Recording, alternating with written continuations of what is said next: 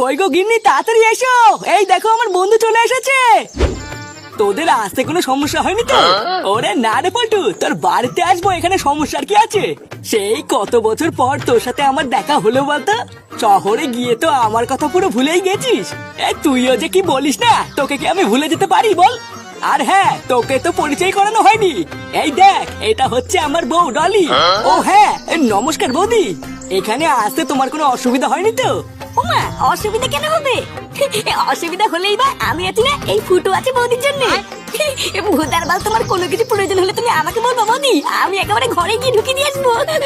ঘরে গিয়ে ঢুকিয়ে দিয়ে আসবে মানে কি বলতে চাইছো তুমি?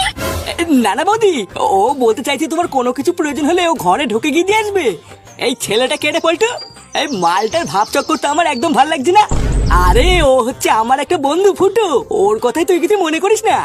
আসলে ও একটু মজা করে বুঝলি, তাছাড়া ওর মনটা কিন্তু খুবই ভালো। হ্যাঁ গো, তোমরা আর কতক্ষণ বাইরে দাঁড়িয়ে কথা বলবে? এসো ঘরে এসো। এই হ্যাঁ হ্যাঁ, অনেক দূর থেকে এসেছিস, এতক্ষণ বাইরে দাঁড়িয়ে আছিস, চল চল ঘরে চল।